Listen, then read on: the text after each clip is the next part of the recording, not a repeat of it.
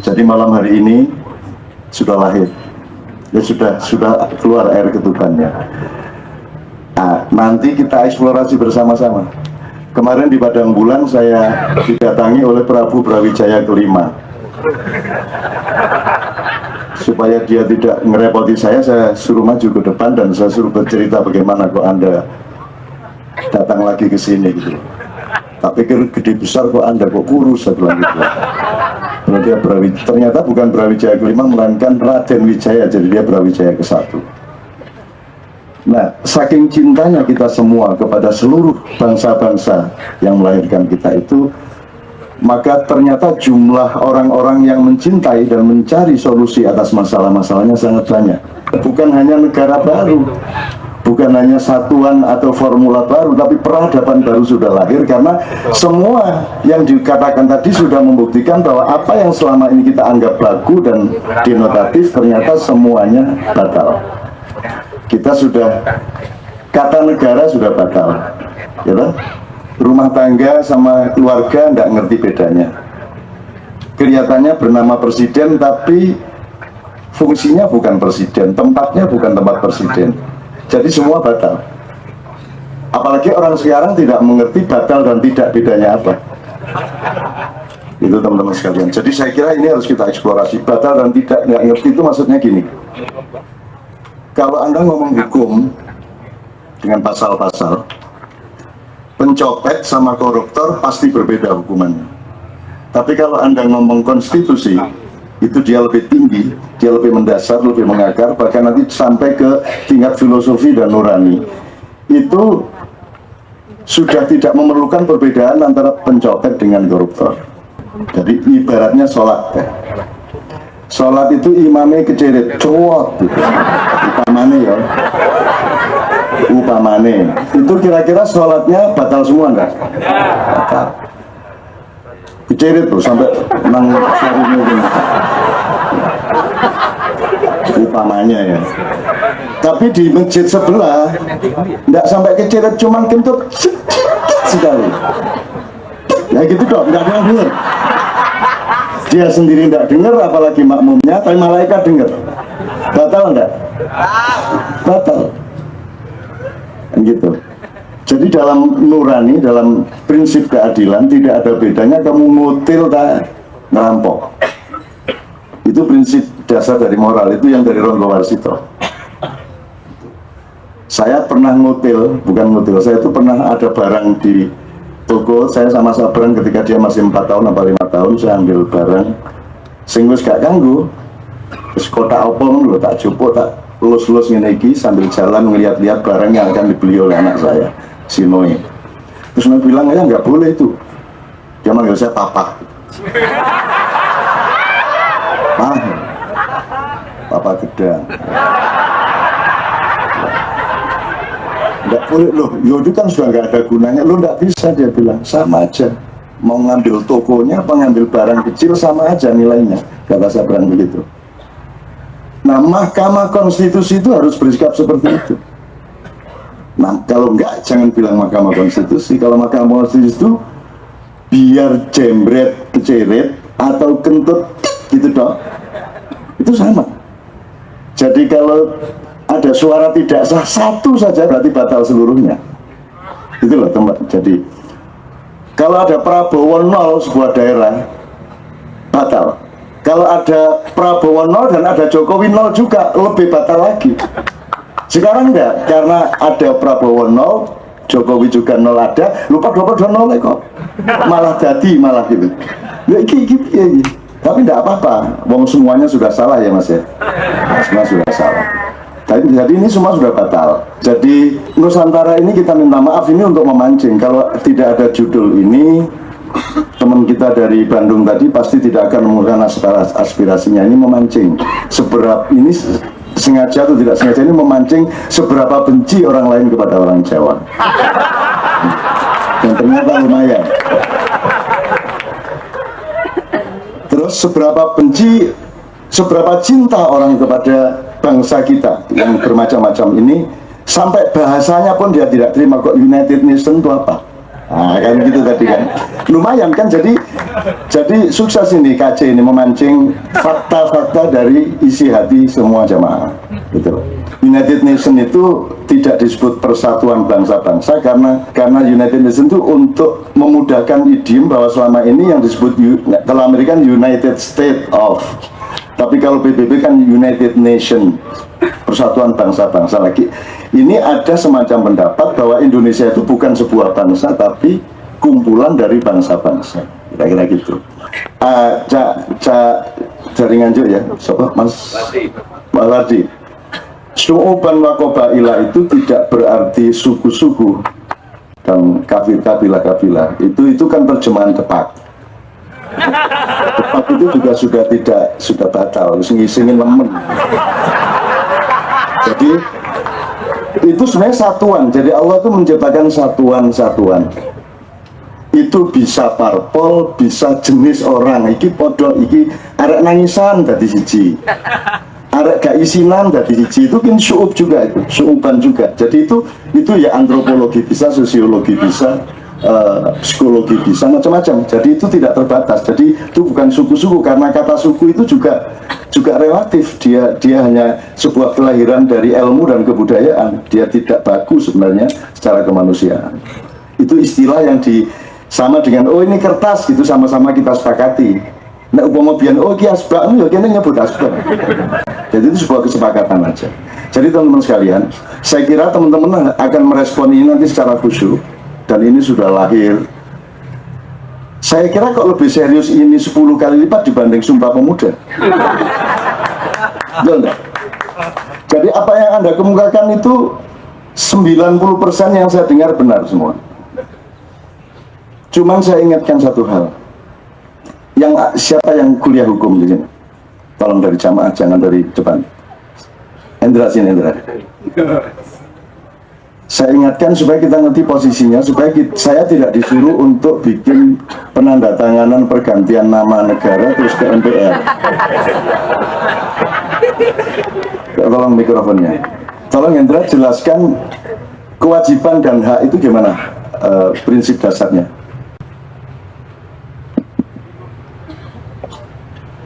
Terima kasih Cak. Assalamualaikum warahmatullahi wabarakatuh. Pada dasarnya kewajiban dan hak adalah hak itu merupakan bawaan yang dibawa oleh masing-masing pihak orang, seperti itu. Lalu kemudian kewajiban merupakan tanggung jawab orang terhadap pelaksanaan haknya. Gini aja, saya agak ingin lebih masuk, lebih ketawa. Pada posisi apa seseorang punya hak?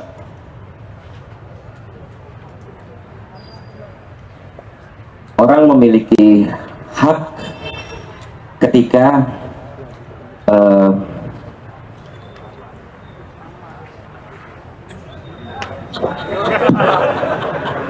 saya ingin ilmu yang afal ya. Afal itu artinya yang Anda alami sehari-hari. Misalnya begini, Anda sama istri saya, sama istri Anda sama istri Anda tidur terus hamil ya, tapi kan Anda bukan yang bikin hamil gitu ya.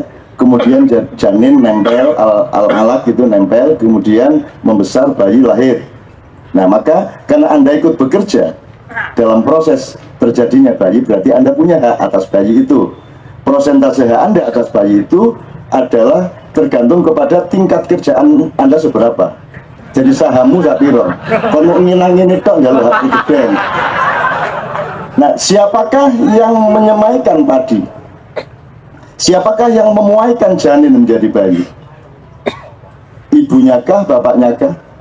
Oke. Kalau Anda hitung haknya Allah atas bayi yang lahir dengan dibanding haknya ibu dan bapaknya, berapa persen kali berapa persen? Itu maksud saya, Andra.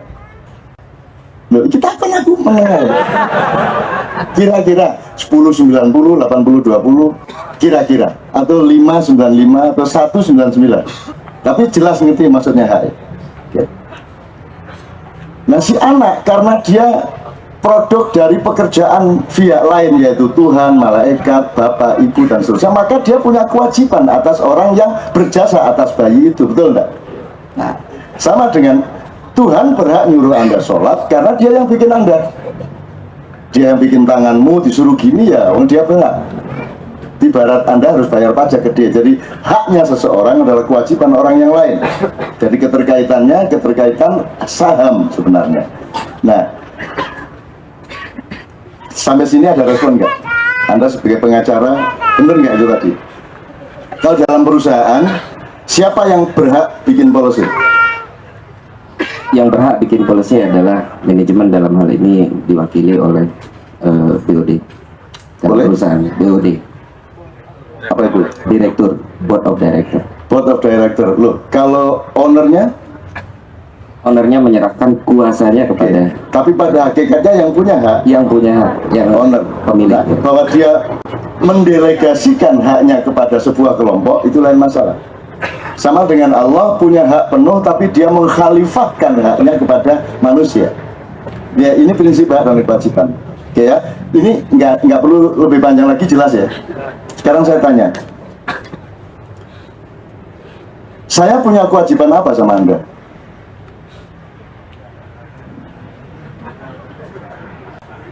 Mencerahkan. Atas dasar apa saya wajib mencerahkan Anda? Kon gak ngekei aku mangan, kon gak melok ngelahirno aku, Anda nggak punya saham apa-apa atas hidup saya, kenapa saya punya kewajiban kepada Anda?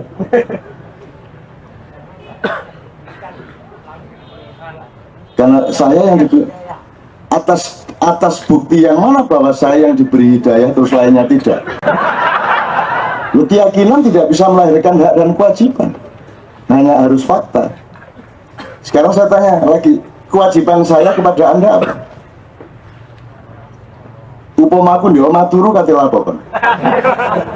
Saya tidak punya hak, saya tidak punya kewajiban apa-apa. Anda juga tidak punya hak atas kepada saya. Saya pun tidak punya hak atas Anda, dan Anda juga tidak punya hak atas saya. Kan gitu posisi kita, jelas. Jadi kalau kita sekarang bertemu dan bekerja bersama-sama, merumuskan banyak hal, mencita-citakan masa depan, apa yang terjadi sebenarnya? Itu hak kewajiban ataukah itu sodakoh? Anda bersodakoh dengan datang, saya bersodakoh dengan datang. Anda bersodakoh mendengarkan, saya bersodakoh berbicara. Sebaliknya saya juga bersodakoh mendengarkan, Anda bersodakoh berbicara. Tapi ingat ya, ini sodakoh. Jadi saya sama Anda tidak punya kewajiban apa-apa. Anda sama saya tidak punya kewajiban apa-apa. Bahkan kalau Anda melihat kumpulan seperti ini, kan saya tanya sekarang, kalau kita cari aja sifat-sifat dasar, apakah di KC ada pendidikan politik? Tidak ada. Ada enggak? Sangat merupakan pendidikan politik setahu saya. Wong kita ngomong demokrasi, ngomong segala macam, betul enggak? Ya, siapa yang sebenarnya di negara ini berkewajiban untuk melaksanakan pendidikan politik? Partai politik, Depdagri, dan seterusnya. Apakah yang berkewajiban menjalankan kewajibannya? Tidak. Sementara yang tidak berkewajiban menjalankan kewajiban orang lain itu, berarti sodakonya kuadrat. Jelas ya? Apakah ini pengajian agama? Sangat pengajian. Apakah ulama-ulama membuat pengajian kepada orang yang memang butuh pengajian? Ataukah mereka pengajian hanya kepada orang yang sudah ngerti Quran, sudah pakai peci? Kan mereka pengajiannya gitu. Menyuruh sholat orang yang sudah sholat tiap hari, itu enggak? Menyuruh haji orang yang sudah haji. Sama dengan Golkar atau P3 atau Demokrat, kampanye di depan orang Demokrat, di depan orang Golkar, di depan bodoh. Lalu apa kan kampanye nang anggotamu dulu? Mengurus anggotamu. Mestinya Demokrat kampanye di depan anggota PKB. Dan partai-partai, betul enggak? Itu namanya kampanye. Kalau kamu kampanye di depan orang yang sudah menjadi bagian dari kamu, itu jenisnya ngerocok. Maju mundur kuna lupa. Sabun laris. Sing guyu sing bendino iki. Sing gak guyu sedina ping 3. Jelas ya? Oke. Jadi apa lagi mas? KC ini seluruh maknya di seluruh Indonesia. Pendidikan politik iya, pendidikan agama iya, spiritualitas iya, budaya iya, kesenian iya, teknologi iya, hukum iya, semuanya, seluruh universitas ada di sini. Apakah Forum KC punya kewajiban kepada Anda dan bangsa Indonesia untuk melakukan itu? Tidak, tapi mereka melakukannya lebih intensif dibanding yang dibayar-bayar. Anda kuliah di UI bayar semester 1 jam, dikasih kuliah 1 jam 2 jam. Kamu kesini tidak membayar, dikasih kuliah intensif 2-3 kali kuliah cukup untuk senyum-senyum di kantor masing-masing. Betul enggak? Udah punya kesaktian, nggak bisa dihapusi orang, dan hatinya tenang, dewasa, tahu ambil jarak, tahu mulur mungkret, memahami apa-apa komprehensif, kan begitu. Anda menjadi tangguh hatinya, tangguh mentalnya, pikirannya kaya, kan begitu, tanpa bayar. Jadi apa namanya itu? Sodako. Oke, jadi di sini terjadi 3 lapis sodako. 4 sih sebenarnya. Saya, sodako, sama teman-teman yang menyelenggarakan KC. Teman-teman yang menyelenggarakan KC sodako kepada Anda, gitu? Nah, Anda sodako kepada siapa? Saya tanya sekarang, apakah KC punya kewajiban atas yang sekarang disebut Indonesia itu? Kan nggak ada kewajiban apa-apa. Sebenarnya yang harus berterima kasih siapa? KC, Maia kepada Indonesia, ataukah Indonesia harus bayar pajak kepada kita? 6 abad Jawa dan Sunda sama sekali belum beres. Masih ada dendam yang sangat mendalam. Berarti ya, ini sebelum kita, Anda harus mengumpulkan lebih banyak lagi. Itu harus kita, itu fakta kita, dan itu bukan kita benci, bukan kita kritik. Saya nggak akan kritik siapa-siapa. Yuk kalau gitu mau bagaimana sekarang? Yuk kita berunding. Karena peradaban yang sudah air kawahnya sudah menetes dan sudah melimpah ini harus kita putuskan formulasinya pelan-pelan. Dan malam hari ini jelas sekali formulasi masa depan itu ada di KC dan Maia. Anda sudah mikirin semuanya. Wes ono pelangi barang ini mang, wes ono gambar-gambar banyak.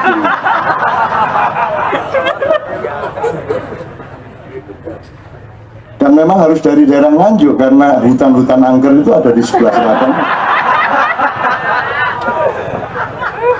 Jadi kuliah ya reki gitu, jangan ngedul titik. Kuliah itu dia melihat perpustakaan digital di dalam hutan. Jadi nek semut bualas ngene nisare wit set terus melek ketok sret. Digital. Sehingga saya sendiri pengen menanyakan banyak, karena kita sudah membicarakan itu cukup lama, tapi dia meresmikannya dan memformulasikan secara lebih jelas. Tepuk tangan untuk dia. Kita ini nggak ngerti bedanya negara sama pemerintah, nggak ngerti presiden fungsinya perdana menteri tapi presiden, lembaga negara nggak beda nih, pegawainya juga pegawai negeri. Kata negeri itu bukan bahasa konstitusi, bukan bahasa birokrasi. Negeri itu bahasa kesenian dan bahasa kebudayaan. Padamu. Kalau kamu bilang negeri sama dengan negara, coba rubah lagunya. Padamu negara.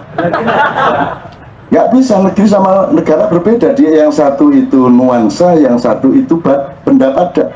Maka pegawai negeri itu tidak akan pernah beres karena mereka itu hanya nuansa. Seharusnya mereka pegawai negara, sehingga mereka tidak terikat kepada pemerintah. Kalau pegawai negara ada di kantor kabupaten, dia bukan bawahan bupati. Kan begitu mestinya ya Mas? Bukan bawahan bupati. Nah ini negara memang aneh, itulah aneh. Yang kerja sudah 30 tahun di kantor itu menumpuk karir setengah mati, nanti tiba-tiba ada outsourcing 5 tahun ngatur yang sudah kerja berpuluh-puluh tahun. Coba kok gelem arek-arek ini Loh, kamu yang sudah ngerti segala sesuatu puluhan tahun di sini, datang orang baru yang nggak ngerti apa-apa, yang tenaga kontraan. Itu pun setelah kamu taati 4 tahun ternyata kena KPK. Jadi ini memang nggak masuk akal. Jadi ini Anda bersedekah luar biasa, cuman ini sedekah. Sedekah itu tidak boleh dipaksakan. Jadi saya tidak akan ke MPR. Kok Anda tidak percaya kepada mereka, kok Anda membangun sesuatu berdasarkan legitimasi mereka. Mau demo ke siapa kita? Yang kita demo adalah orang yang memang bisa kita percaya untuk merubah. Siapa sih kok demo?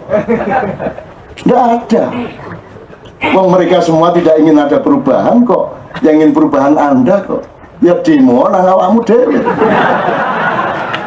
Jadi ini sedekah, kalau mau dipakai monggo, nggak dipakai mati yo.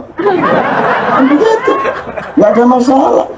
Saya juga tidak punya possessiveness apa-apa, teman sekalian mau kalau Indonesia pasti tidak. Dan sejak pemilihan presiden saya sudah tidak pernah menyebut kata itu di dalam tulisan saya. Jadi kalau saya ditanya, orang Indonesia, saya penduduk tempat yang sekarang disebut Indonesia. Tapi kalau negara Indonesia saya tidak ngakuin. Kok makar? Lu gak makar, gue gak ngakoni kok. Lu urusan hati saya dan pikiran saya kok. Lu ada soto kata kamu enak, kata saya enggak enak, lah sakarepku. Saya kan tidak melanggar apa-apa. Wong itu pikiran saya kok. Dan saya juga tidak melakukan kriminalitas, tidak melakukan apa-apa kok. Saya jadi penduduk yang sangat taat, sangat baik. Kalau ditilang polisi tak sentak, mulai. Pilpres ngerepoti, polisi ngerepoti, mikir. Gue.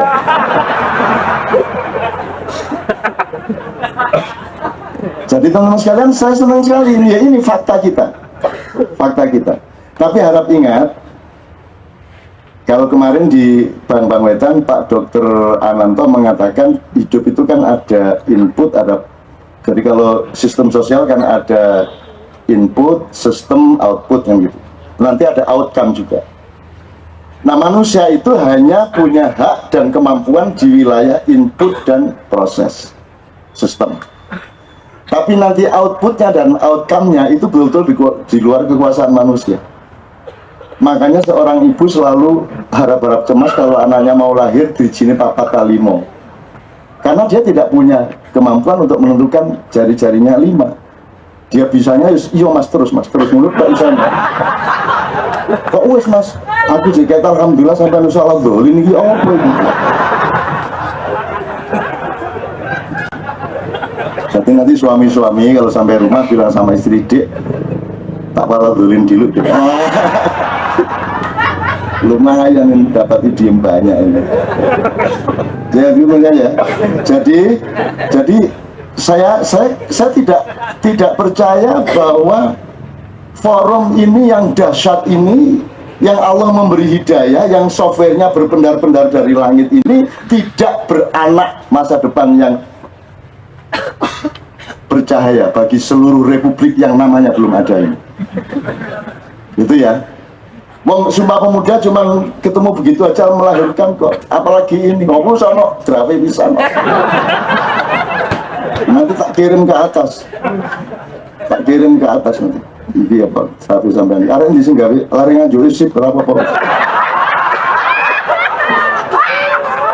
Tapi awas ono gue arek gue nggih gue awasi tenang mawon nganjur kok tuku itu sekalian ya. Jadi insya Allah saya kok senang sekali, bukan soal Anda sudah bersepakat, enggak harus bersepakat sekarang, tapi sudah murni. Karena gini, di Indonesia tidak mungkin lahir pemimpin karena tanahnya tidak bisa lahir bersemai pemimpin beneran. Kebenaran tentang negara, tentang pemerintah, tentang bangsa itu tidak bisa bersemai di DPR, tidak bisa di kantor pemerintahan, tidak bisa di pasar, tidak bisa di masjid, apalagi tidak bisa, di gereja pun enggak. Tapi di sini bersemai, di sini bisa lahir pemimpin sejati karena di sini tidak bisa bohong, di sini tidak bisa berniat jahat, betul enggak? Loh, Ngapain Anda jauh-jauh datang dari Depok, dari Kerawang, dari mana ke sini duduk sampai jam 3 itu? Kalau bukan orang suci siapa lagi? Betul nggak?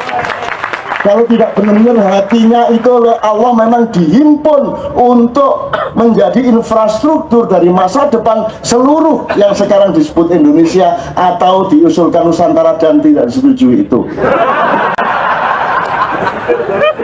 Tapi kan Anda orang-orang yang memang dibimbing. Jadi saya tanya sama Anda untuk sementara sebelum kita berdiri bersama. Ini seluruhnya ini kita butuh soft research atau hard research atau total research. Nah, soft research yang nanti sama aja, aplikasinya sama, OS-nya sama, kan gitu. Kalau soft research, hard research pun masih sama. Ternyata kan hard disk harus banyak yang damage gitu ya. Jadi ternyata memang harus total research gitu. Total research. Nah, total research tolong nanti Anda rumuskan. Berarti diganti KB. Operating sistemnya diganti, Intel diganti Oppo gitu. Bisa karu-karuan gitu. Nah, tapi itu juga enggak apa-apa. Di sini apa Anda makar dengan ngomong ini? Enggak apa-apa. Mudah-mudahan semua pemimpin di atas mendengar omongan Anda di sini. Kalau macam-macam aku bisa ngadepi. Enggak masalah. Enggak masalah, ini bagus, ini suci. Suci, ini suci karena Anda sungguhan ngomong ini. Nah, teman sekalian, maka mari kita berdiskusi sampai jam 3 nanti dengan teman-teman kita ini. Kelompok-kelompok muda ya kritikan kalian nggak masalah. Nggak masalah. Karena untuk mendapatkan emas, Anda harus kerasan sama kerikilnya dulu. Nggak bisa Anda cari emas ke tambang terus ambil emas, itu nggak bisa. Ya kudu, wah kudu oleh kerikile, harus ketemu bongkahan tanah. Itu semua proses untuk mendapatkan emas. Jadi banyak organisasi-organisasi yang sifatnya kerikil dan bongkahan tanah. Tapi kalau Anda bersabar sama mereka, akan muncul emas dari mereka. Gitu loh. Yang Anda kritik tadi kan, wah biar zaman jadi tokoh mahasiswa gini, saiki akhirnya ya penindas. Loh, itu asing penindas. Yang tidak penindas banyak dan mereka tidak ikut kekuasaan. Jangan lupa itu. Ada yang bertani, ada yang dulu menjadi penulis sangat bagus, sangat populer di salah satu majalah utama di Indonesia selama puluhan tahun. Akhirnya karena putus asa sama seluruh keadaan, akhirnya dia kuliner maknyus dah. Terus gimana taek ini maknyus saya sekarang. Jangan lupa dia bukan orang makanan. Orang itu dulu kolumnis nomor 1 Tempo zaman tahun 70-an 80-an, dan dia pinter, dia ngerti macam-macam, tapi didelok anjene brongkalan kabeh. Ya wis kayak badokan ae sampeyan gitu. Tolong dipelajari itu. Jadi jangan dipikir beliau itu nggak ngerti apa-apa, ngertinya makanan. Gitu loh. Jadi itu banyak orang yang tidak Anda kata, dan tidak mungkin pemimpin sejati masuk televisi yang benar aja. Tidak mungkin kebenaran seperti ini terus diwawancarai oleh Najwa. Nggak mungkin. Nggak mungkin lah. Meskipun setelah saya ngomong gini terus mereka ingin membantah dengan mengundang dia juga bisa, supaya ternyata Cak Nun salah kok, buktinya Najwa begitu kan.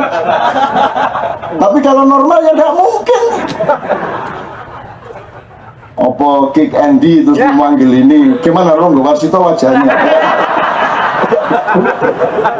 Jadi kebenaran tidak laku di tanah yang luas mainstream ini, tidak laku kebenaran, kebaikan, kesucian, keindahan tidak laku. Tidak ada yang indah, semua diindah-indahkan tapi tidak ada yang indah. Bukan? Pemalsuan yang terjadi, pemalsuan itu bahasa modernnya pencitraan. Tapi pemalsuan toh, dari A menjadi A plus, seterusnya dari B, seterusnya dari C, kan begitu. Nah di sini tidak ada pencitraan. Pencitraan opo nih, nanti, woi gini yang mek pironya, woi gini. Tidak ada pencitraan sama sekali. Di Padang Bulan di Jombang lebih parah lagi. Tidak ada apa-apanya, pengajian orang lumpuk menutup. Tidak ada hiasan sedikit pun. Dan kita ke sini tidak berhias-hias, kita di sini justru kita membuka jiwa kita selebar-lebarnya, setulus-tulusnya. Dan saya tidak yakin, saya tidak percaya kalau ketulusan dan kesucian Anda itu tidak dilahirkan oleh Tuhan menjadi kejayaan masa depan bangsamu. Amin ya rabbal alamin. Untuk itu teman sekalian, sekarang kita kembali ke dalam diri kita masing-masing. Jadi seluruh perolehan Anda di alam peristiwa, diskusi segala macam itu kemudian tetap harus Anda sublimasikan, harus Anda endapkan supaya nanti dia otentik menjadi milik Anda ketika sudah menemukan kebenaran dari seluruh yang dibicarakan. Pertama-tama begini, saya berdoa, tetapi doa itu sebenarnya keyakinan saya bahwa tidak mungkin Tuhan itu menciptakan jodoh-jodoh. Tidak ada yang tidak berjodoh. Kalau Anda berbuat baik, jodohnya Anda dapat berkah. Kalau Anda zalim, jodohnya Anda kena azab. Jadi kalau jangan gampang melakukan keburukan karena nanti Anda akan ketemu jodohnya. Anda juga jangan sombong, jangan merasa menang, jangan merasa sudah beres, karena setiap yang Anda alami setiap hari nanti akan ketemu jodohnya. Ada yang jodohnya ketemu seminggu, ada yang sebulan, ada setahun. Jadi mari kita detail terhadap setiap yang kita lakukan ini, karena dia akan berjodoh. Sekedar Anda ngasih tambahan tukang parkir 200 perak, itu nanti akan ada jodohnya. Begitu juga Anda menyakiti orang dikit aja, nanti ada jodohnya. Jodoh itu perimbangan. Kalau di Quran ada wa may ya'mal mithqala dzarratin khairan yarah wa may ya'mal mithqala dzarratin syarran yarah. Kalau di Jawa ada ngunduh waing pakarti atau jer basuki mau beo. Saya yakin di setiap bangsa ada. Bangsa Madura punya, bangsa Sunda punya, bangsa Minang punya, bangsa Aceh punya. Saya tidak tahu bahasa-bahasa yang lain, tapi pasti. Jadi malam ini, kalau dalam bahasa Jawa tadi kan jerbasuki mau beo. Sebenarnya peristiwanya terbalik. Mau beo, jerbasuki. Anda sekarang ini sudah membayar kepada Allah, kepada masa depan, dan kepada anak cucu kita. Membayarkan dengan korikot, membayar dengan keikhlasan. Anda jauh-jauh datang ke sini, merindukan sesuatu bersama-sama, dan kerinduan itu kepada sesuatu yang sama sebenarnya. Dan Anda membiayainya dengan uang, membiayainya dengan tenaga, membiayainya dengan juga ikhlasan. Itu Anda berarti Anda melakukan mawa beo. Beo ada biayanya. Jadi nanti Anda dipastikan oleh hukum Allah Anda akan ketemu jodoh dari pengorbanan Anda, dan tarekat Anda itu berupa kebaikan-kebaikan, kemudahan-kemudahan. Jadi kalau praktisnya saya itu sangat yakin pengorbanan Anda setiap bulan sampai pagi hari seperti ini nanti akan menambah kemudahan hidup Anda. Lahir batin. Artinya hati sehancur apapun mudah sembuh gitu. Masalah separah apapun cepat dikasih solusi oleh Allah. Baik masalah pribadi, keluarga, bisnis, atau apapun saja, Anda akan mendapat kemudahan-kemudahan. Dan semakin Anda ikhlas dan tidak minta apa-apa, cuman jangan minta kemudahan. Jangan saya datang ke KJ supaya mudah hidup saya, nggak usah gitu. Datang ke KJ gitu aja, saya ikhlas gitu aja. Jadi tarik becak, genjot aja, tidak usah mudah-mudahan nanti saya dibayar, pasti dibayar. Itu nggak usah cari duit. Cari duitnya ketika transaksi. Pak, ke stasiun berapa? 3.000 ya 2.500 lah. Asal dilihatlah dulu, jangan tukang becak Madura. Sampai ngenyang seket, diangkut sama dia tapi dikenek ngene-ngene. Pak, hati-hati Pak. Sampaian bayar seket, jalur selamat. Hati-hati, jadi sebelum naik becak diteliti dulu dialeknya. Kalau dialeknya Madura, nanti sampai Pak, ten guluk-guluk, di mana guluk-guluk? Tidak ada. Terus setelah sampean tinggal baru, setelah sampean mau nawar becak lain baru dia teriak, oh lu gulu. Nek gulu gak ngerti dia, tapi kalau lu gulu dia baru paham. Jadi Iswan itu juga bangga pernah pergi lama ke Madura. Sebenarnya diketahui sama orang Madura, orang yang bikin kota Toronto orang Madura, aslinya Ronto-Ronto. Tapi karena orang Madura yang bikin Toronto kan gitu. Oke, jadi pertama saya meyakini Anda akan mendapat kemudahan, tetapi tidak usah mencari kemudahan, tidak usah mempamrihi itu. Jangan bersedekah dengan niat nanti dapat kembalian 700 kali lipat. Itu bukan sedekah namanya. Sedekah itu titik ketika Anda ngasih, titik. Tidak ada pikiran apapun kecuali memberi, melayani, titik. Bahwa nanti Anda mendapat imbalan itu bukan urusan Anda. Jadi Anda jangan ikut-ikut, nggak usah difikirkan. Gitu. Kalau Anda bersedekah, ngasih senyuman kayak nolong orang kayak nuntun orang tua tadi nyebrang jalan segala macam, supaya tidak menjadi sistem sosial dan ekonomi kreatif. Lumayan aku ini mendengarkan ini lumayan. Ya antar saja, Anda antar saja. Semakin Anda ikhlas mengantar dan membatasi diri Anda pada pelayanan titik, itu nanti makin banyak pendapatannya. Cuman jangan terus dikonstruksi bahwa dengan begini saya akan mendapat seperti itu. Itu bukan sedekah, namanya itu namanya dagang.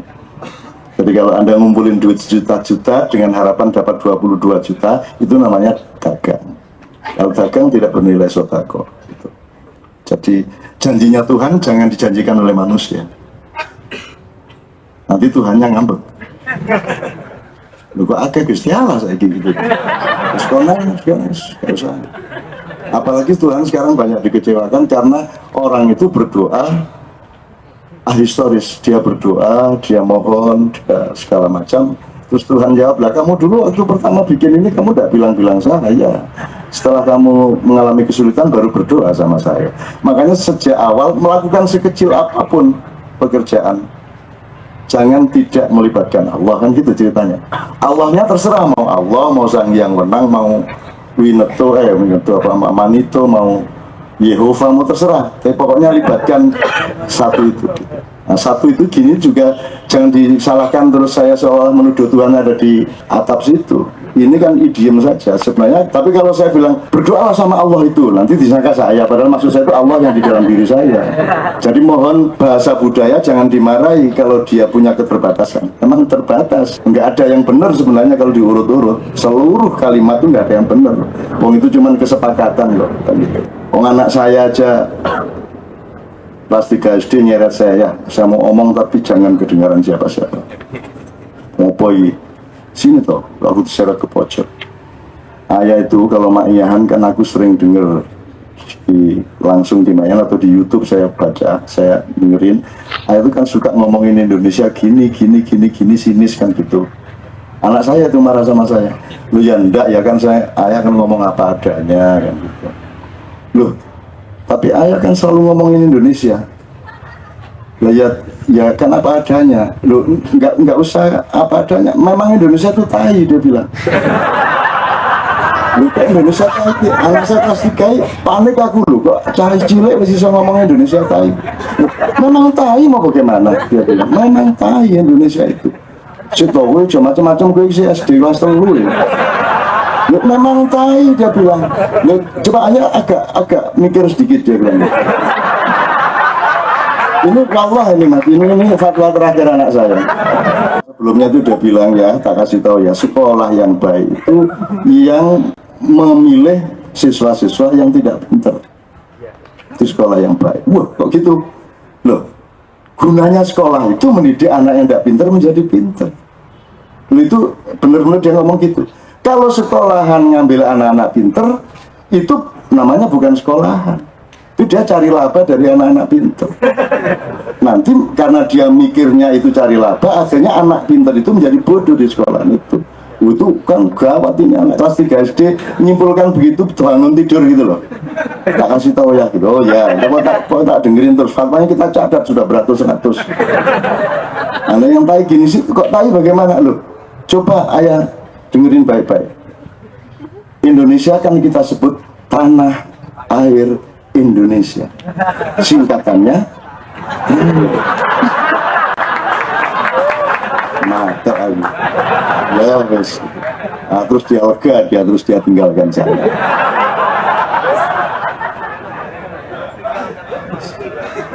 Nah, teman-teman sekalian, poin pertama saya adalah doa dan keyakinan saya. Pokoknya pulang dari sini, teman-teman sekalian, selalu Anda mendapatkan kemudahan baru, hal-hal yang tidak terduga. Dan jangan ngatur-ngatur Allah, karena Allah yang ngatur Anda.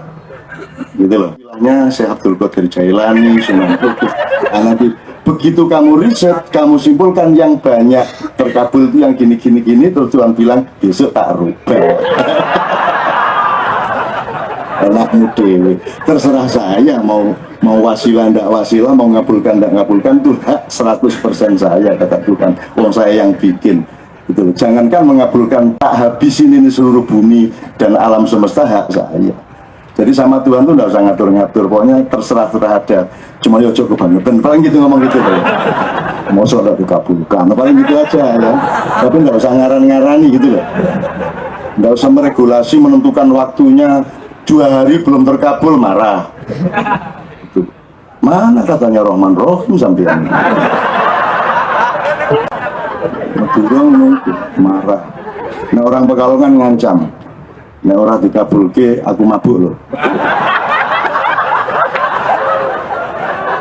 Terus angel ini manusia akhirnya Gusti Allah kadang-kadang panik. Ya tak berhenti.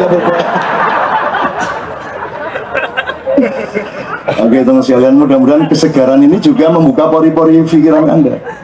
Adrenalin Anda tumbuh, energi Anda berkembang. Yang selama ini energi Anda itu dibunuh oleh kerating deng, oleh suplemen, oleh segala macam, sekarang muncul kembali energi hidup Anda. Saya ini nyuwun sewu teman sekalian, saya tadi baru ingat, saya ini sudah 42 tahun forum kayak gini. Saya mulai tahun 72 dan saya ingat yang pertama itu di kampung di Jogja, di belakang Jalan Mangkubumi itu ada di pinggir sungai itu namanya Kampung Jogoyudan. Di situ saya pertama ketemu rakyat itu.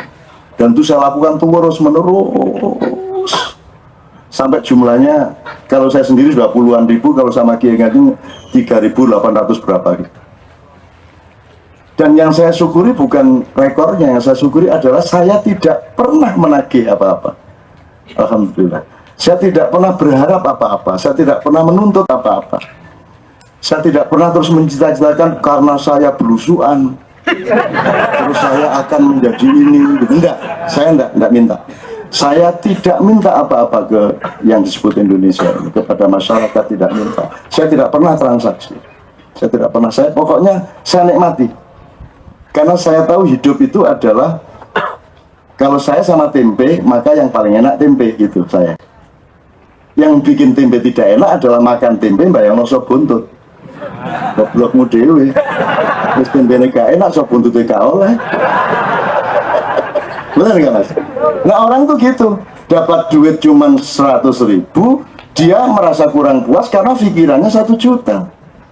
Loh kalau 100.000 ya 100.000 itu yang nikmat. Detik itu gitu loh, bahwa nanti kamu punya cita-cita, enggak apa-apa, cita-cita ditunda. Pas makan tempe itu jangan bercita-cita. Makan tempe itu menghayati tempe, menikmati tempe. Makanya para mubalik, orang-orang yang menasihati masyarakat, jangan ngajak berbuat baik. Ini supaya dipotong di YouTube terus nanti saya dimarahi. MH.2 jangan mengajak orang berbuat baik titik. Ya tak biarin aja biar di YouTube kan. Maksud saya pengajian itu bikin workshop, pengalaman, memasukkan orang ke dalam cerita-cerita, kisah-kisah yang menggambarkan betapa nikmatnya berbuat baik. Kalau Anda nyuruh berbuat baik toh ya ndak enak berbuat baik. Saya enak aku nyolong, nuroni bojone wong. Jadi orang dididik untuk puzzling antara kebaikan dengan kenikmatan. Selama ini kan orang nggak punya duit tidak nikmat, punya duit nikmat. Nah, itu puzzle-puzzle yang tidak bermutu. Bahkan penderitaan pun Anda menemukan nikmatnya, dan Anda potensial untuk menemukan nikmatnya penderitaan. Lihat anak-anak yang ditinggal pacarnya, dipelihara patah hatinya itu, didengerin di kamar lagu kenangannya, gitu. Terus barang yang masih terbawa oleh dia dilus-lus, dinikmati gitu. Karena orang punya potensi untuk menikmati penderitaan, dan penderitaan itu tidak negatif. Penderitaan itu Anda perlukan. Tidak ada bayi lahir tanpa penderitaan ibunya. Dan jangan sebut penderitaan itu penderitaan. Penderitaan itu kenikmatan yang menyamar. Oh, piye wes. Kenapa ngeten iki mesti nyamar iki.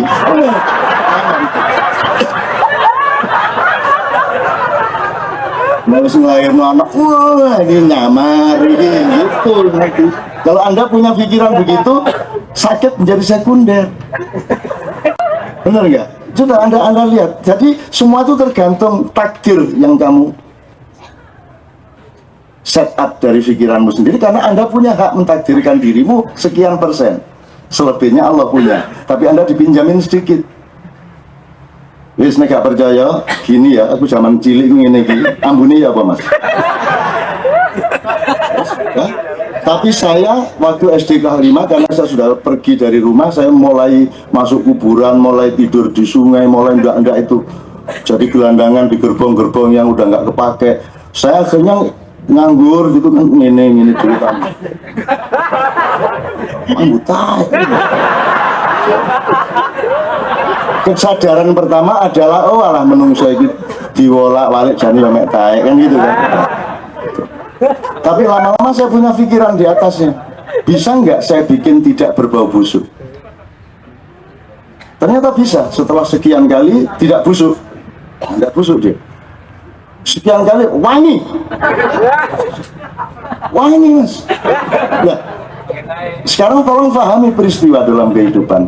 Itu wangi tidak dianya itu berbau wangi, tapi hidung saya, jiwa saya, pikiran saya mampu menciptakan sebuah pertemuan meskipun dengan kebusukan dia terasa wangi. Jadi itu kemampuan psikologimu, kemampuan mentalmu. Kalau kamu menderita, sendiri menderita, gitu-gitu terus ya, kamu akan akrab sama penderitaan. Gitu loh, Dimas ya. Jadi saya kembalikan, saya 42 tahun seperti ini dan saya tidak pernah meminta apa-apa.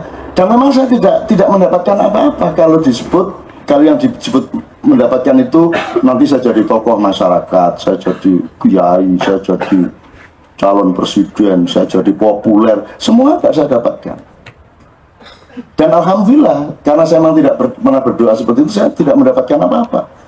Tapi tidak mendapatkan itu lebih membuat saya bangga daripada saya mendapatkannya. Loh, kalau saya puasa dapat hari raya apa anehnya?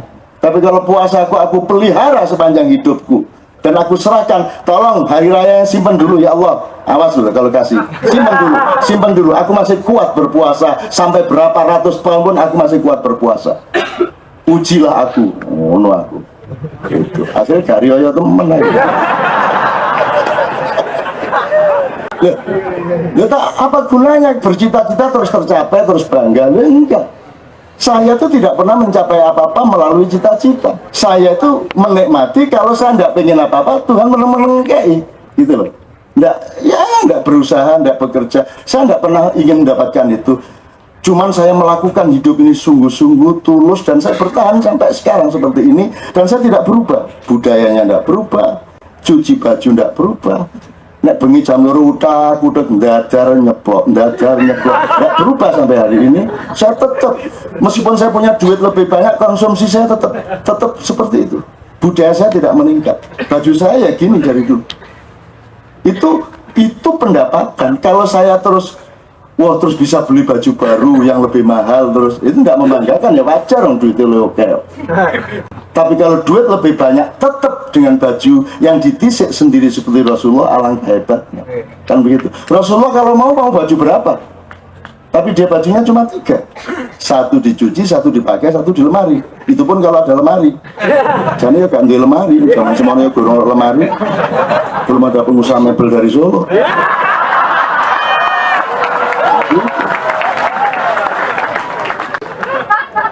Kalau Muhammad mau, dia mau baju berapa? Nah, saya dididik oleh ibu saya yang juga tidak pernah lebih dari 3 pakaiannya. Apa kerudungnya, apa bajunya, apa jaritnya.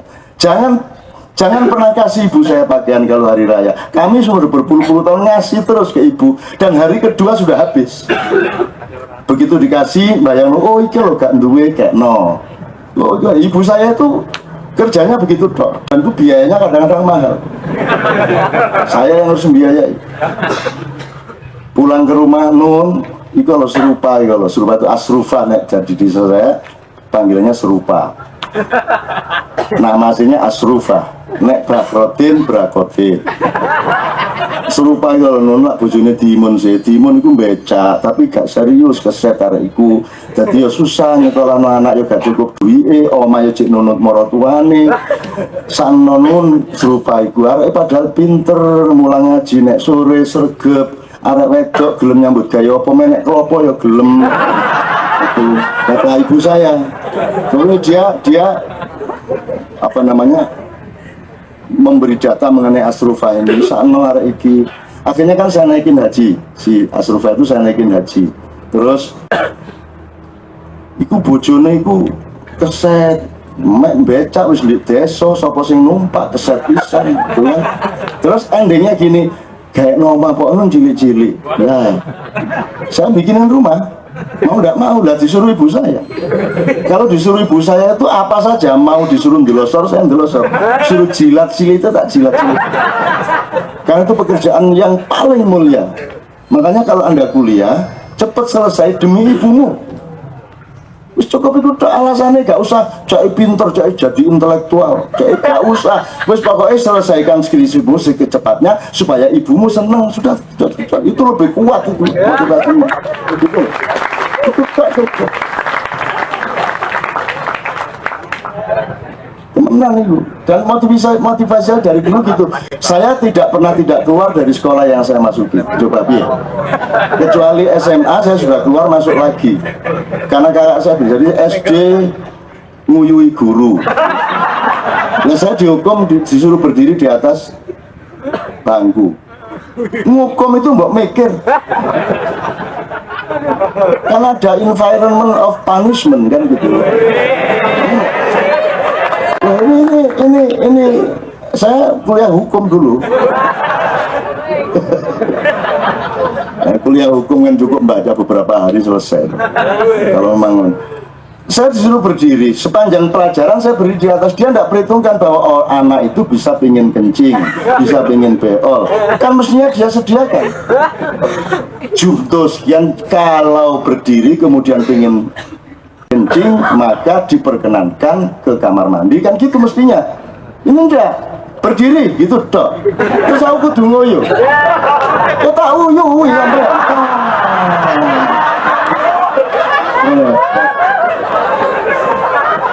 Dosanya ya kamu yang menghukum saya. Udah SD keluar, saya baru kelas 2 udah dikeluarin. Saya pindah ke Gontor, saya bertengkar lagi, dikeluarin lagi. Saya masuk Gontor pesantren, dikeluarin lagi 2,5 tahun diusir. Terus saya masuk SMP sekedar untuk ujian, sekedar ujian terus masuk SMA. Saya kelas 2 keluar. Saya ketua OSIS tapi diganggu sama guru terus. Disuruh ketua OSIS tapi tidak boleh ada kegiatan. Kalau kegiatan dikritik. Ini sepak bola terus, ini lomba-lomba terus, tidak pernah tidak pernah masuk kelas. Loh. Ya apa sih? Lah sing ngongkon lomba ya sapa? Oh yang bikin IPM, sing IPENU, sing apa semua bikin porseni, bikin apa lah. Saya kan harus ngirim utusan. Ya kan harus pamit dari kelas. Dirasa nih di kelas. Aku maju, buku OSIS tak suwek, gak OSIS-OSISan kono, dadi ketua kok kono. Aku metu. Ya. Akhirnya saya dipanggil kepala sekolah, dimarahi, loh, nek ngono yang saya cabut bukan jabatan OSIS. Saya sebagai siswa di sini tak cabut. Itu aku. Cacakku ngelundasi. Dan saya mbok kali ini sajalah ditamatkan sekolahnya. Sekali ini saja. Apa alasannya sebenarnya? Yo ibu itu loh cak seneng hati ini. Masa kon gak tahu beres di sekolah? Iya. Nah begitu disebut ibu. Oh kalau ibu yang harus saya bela. Saya disuruh jadi apapun mau, saya malu kayak apapun mau, saya kehilangan martabat saya mau, saya kehilangan apa saja mau untuk ibuku. Jadi saya sore-sore nang omahe kepala sekolah, Pak Sepuntene Pak.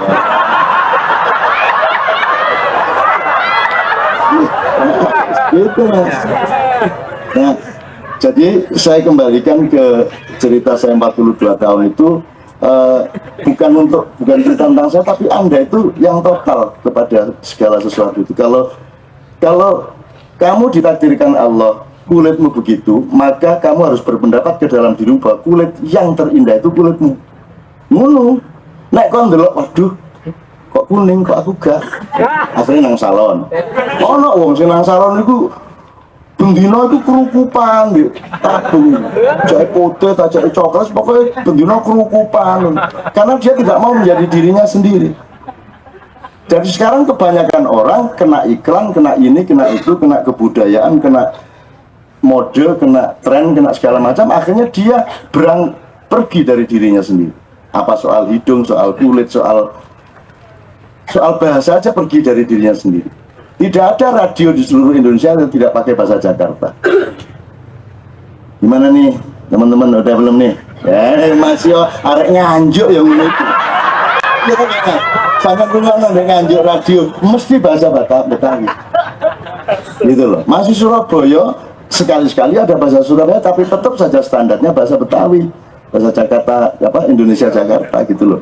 Kenapa tidak berani menjadi dirimu sendiri? Kan sering saya bilang, kalau Anda orang Jawa, kalau Anda orang hidungnya kayak gitu ya, maka Anda harus berpendapat ya hidung begitu yang paling indah. Nek bule kedawan nih loh. Kedawan yang indah yang segitu itu. Apalagi orang Amerika kulitnya, apa kulit puyeh ngono. Kayak keropok. Puyeh itu artinya pucet. Gimana?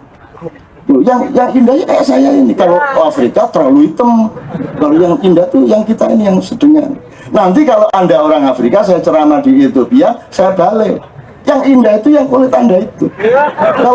Kalau orang bule itu, tuh gimana kulit kok kayak gitu?